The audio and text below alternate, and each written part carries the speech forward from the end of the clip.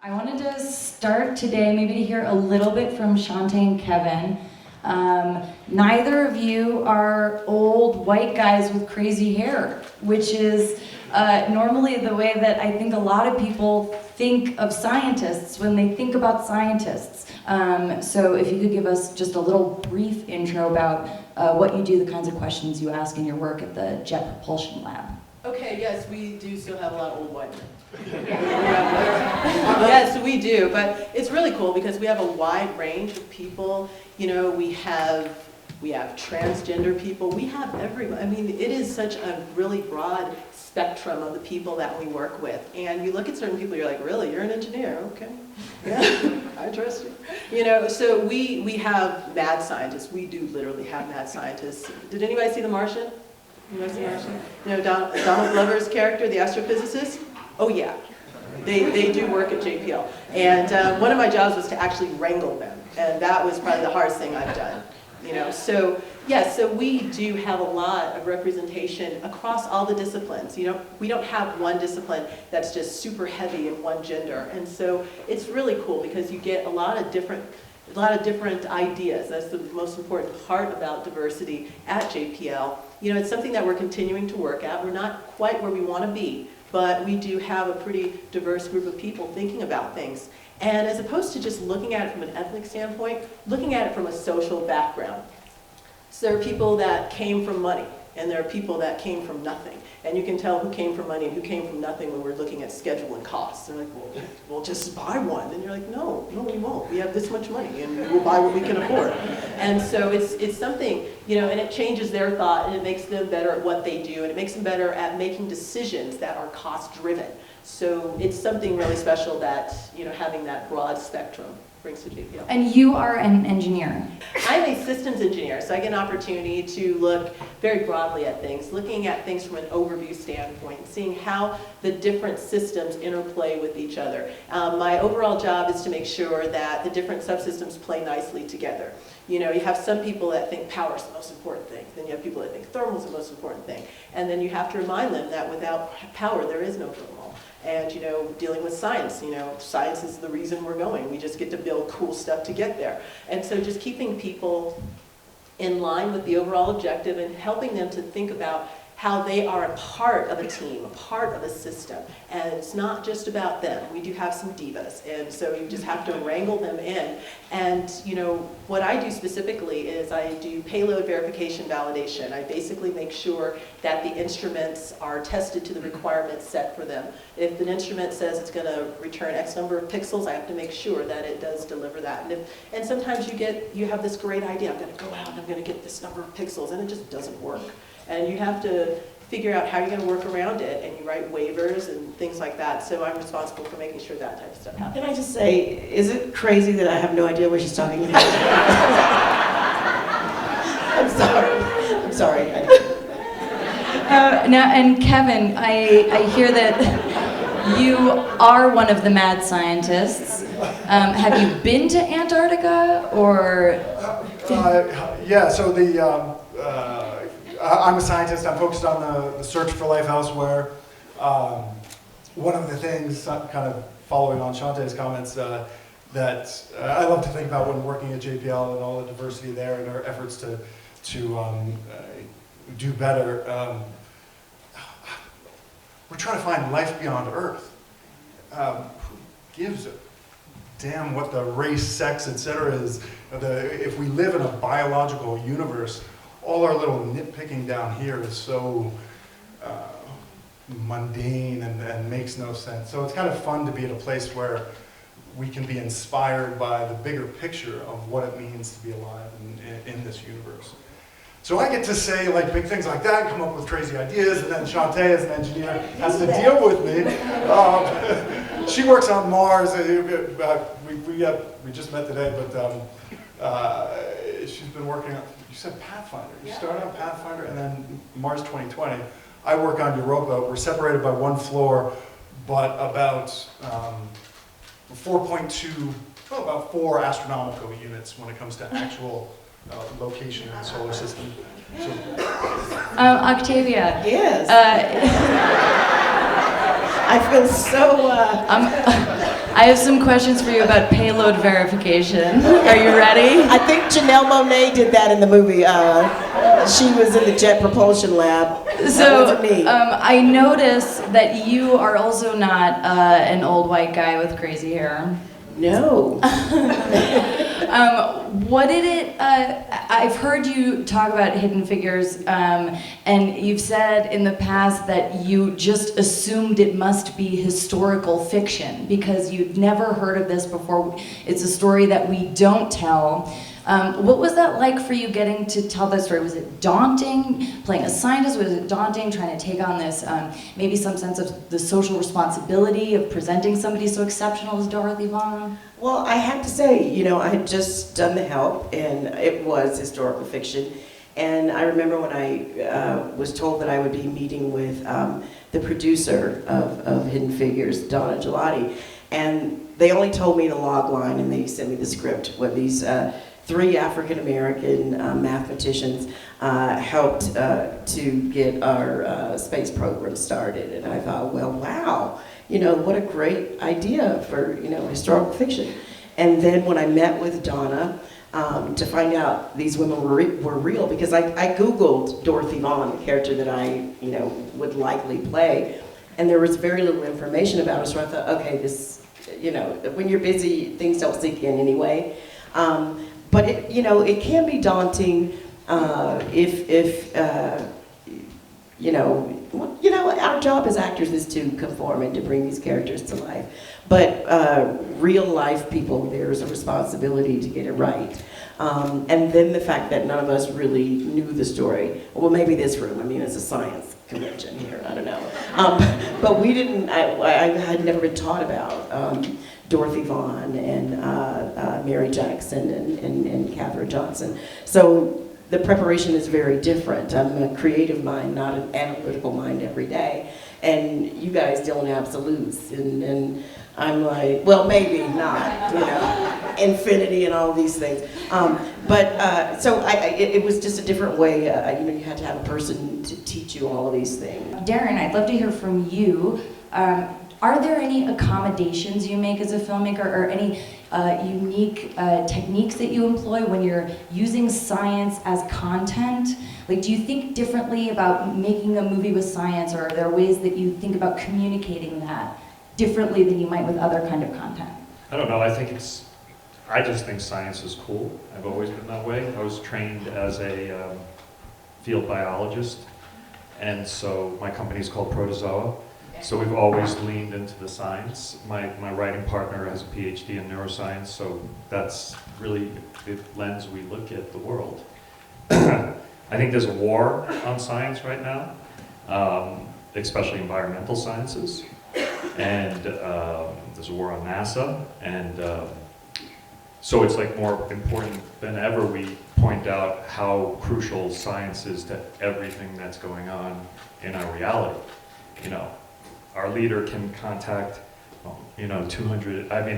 40 million people with 200 characters in a second, yet he refuses to accept satellite images that sort of say, you know, that there's a human impact on the planet. So it's like people picking and choosing when science is really clear of like, it's a great system of looking at reality, and that's all it is really.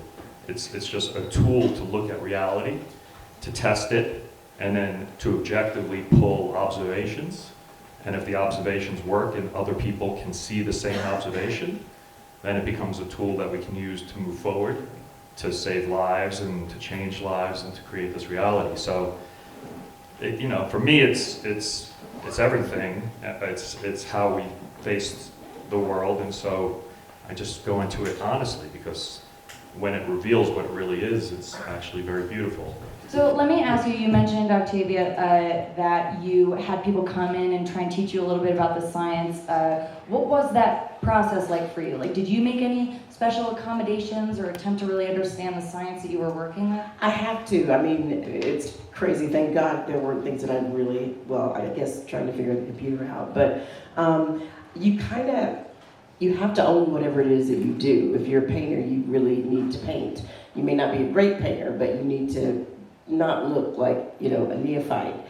So for me, having the basic, tenets of whatever it is I was trying to learn, the computer stuff, I realized I had to okay, I'm never going to be in the Jet Propulsion Lab.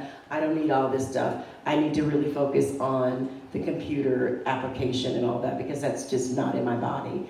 So it was really and truly about allowing people who have that expertise to give me the basic tools so that I could feel it in my body, so that I could, just not feel so stiff like I am right now.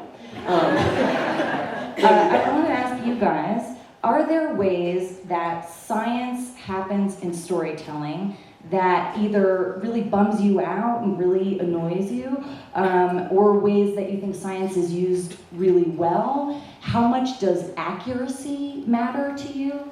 For me, part of the power, part of the need to show science, represent science well in film and TV, is because it is one of the primary mechanisms that we have outside of the school classroom to help propagate critical thinking.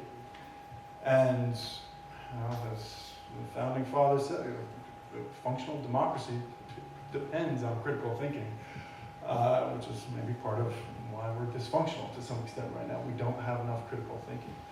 And so, yeah, the classrooms are great, our labs, our universities are great, but the real window that a lot of people have into critical thinking are some of these films. Science is a way of seeing. It's a process. And science is also really a craft. It's something that if you practice, you can get good at. As Shonte was saying, you learn the math to learn how to program, etc. And communicating that science is a craft that is accessible is so key, and it's one of my pleas to you, is to help communicate science as a craft, because for much of history, science was sort of the mythology of the wizard. The wizard brought the rules of the universe down from on high, and that was science. One of my biggest pet peeves is that in film and television, often there needs to be some element to make the scientist other. Traditionally it was Doc, whatever from Back to the Future, right? Like wild, crazy-haired old white dude. And there's, you look at the history of pictures, Einstein, all that. There's some reason for that. But in the more sort of modern era, I see this propagation of these stereotypes that just don't need to be there.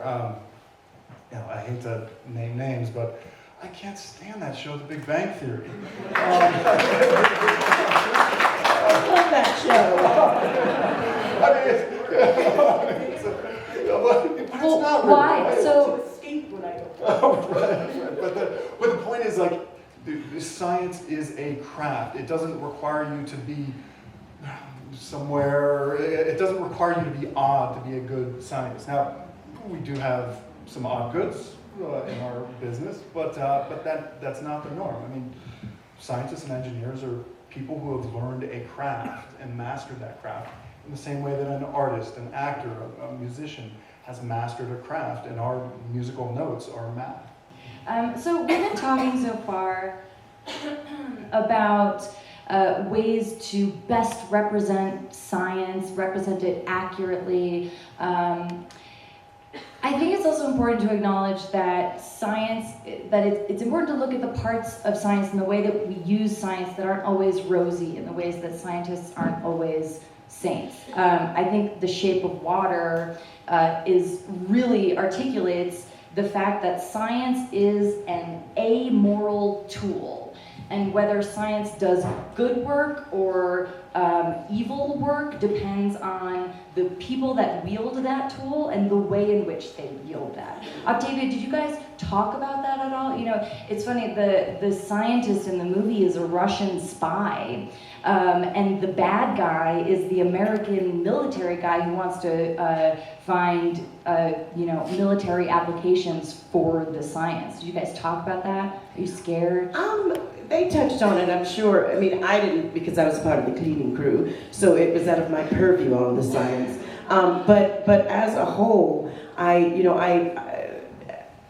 the way we were introduced to creatures and animals in science in school is through dissection. So it's not odd that that's how the scientists in the Shape of Water are portrayed, because they want to see the inner workings, and the only way to see the inner workings is to kill the being. But I'm sure Guillermo thought of that, but this movie isn't their story. It's more of the creature's story and the cleaning lady who falls in love with the creature's story. So in that way, science and the people who represent science are the bad guys. And it's a unique way to analyze it on film. But there's a part of that I get. But I don't want anyone to want to know how I work. So what causes me to do what I do by, dissection. So I guess, it's an interesting little concept. Kevin, you're looking for life out there on other planets. Some people are worried that we're sending messages out into the universe, and they're worried about the kind of messages we might get back. Are you scared about what possible interaction we could have with extraterrestrial beings?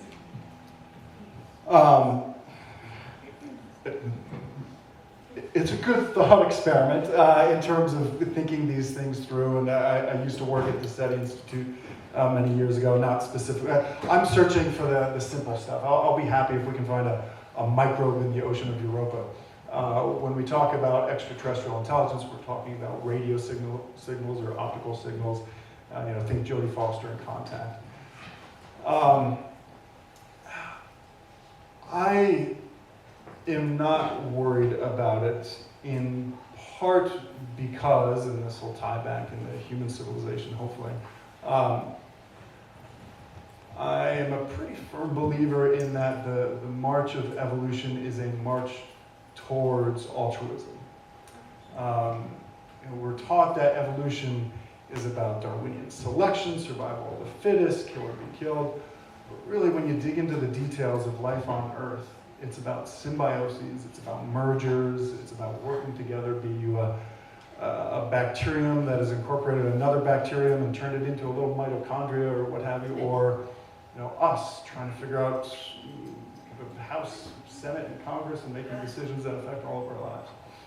And so if we make it through the bottleneck of self-destruction and can resist touching that damn button that somebody's far too close to, and not annihilate ourselves, I think human civilization will evolve to be an altruistic society that then expands out into the cosmos. And we are very young. We're 4.6 billion years old as a solar system. Our universe is 13.8 roughly. And so I think that the center of the galaxy has got many, many civilizations, all who have figured out a way to get along. And I'm hopeful that it's kind of an altruistic galaxy, if not universe. So I'm not afraid necessarily. That's so hopeful, thank you. I'm so glad you're not worried. You're assuaging my fears. I think one of the best things about science is that it gets us to acknowledge what we do not know. I'm reading this book called Sapiens right now, and we just got to the scientific revolution. What the author, Yuval Harari, says about the scientific revolution is, modern day science is a unique tradition of knowledge in as much as it openly admits collective ignorance regarding the most important questions. And I think this idea of critical thinking, if we all start with this place where we acknowledge what we don't know, what a beautiful place to start. I also think that that's something that science shares with art. Art is really good at asking the important questions and acknowledging what we do not know. Darren, you have a new project at Nat Geo. It's very connected. It's funny because, everyone sort of assumes with the vastness of what's going on, the chances that there is life is beyond, what would be the term? It would be pretty absolute that something else is going on somewhere. If the origin of life is easy. Right. But what was an interesting journey for this 10-hour thing we did with Nat Geo, it's called One Strange Rock. It's sort of a portrait of the Earth told from the astronaut's point of view. So one interesting thing that happens to pretty much all of these astronauts, if they go to space 8 days like one of our astronauts, or 600 days like Peggy just did, they all have a very, very similar reaction. They have this, I think they call it the overview effect, where they basically see the planet as this one incredible system, and it becomes a very spiritual experience. Not necessarily religious, but it becomes this kind of, you know, life-altering experience of how they see the connections of the planet. So we teamed up with kind of the BBC people that do Planet Earth, and sent crews all over the planet to some of the strangest places in the world, I think like 140 different locations.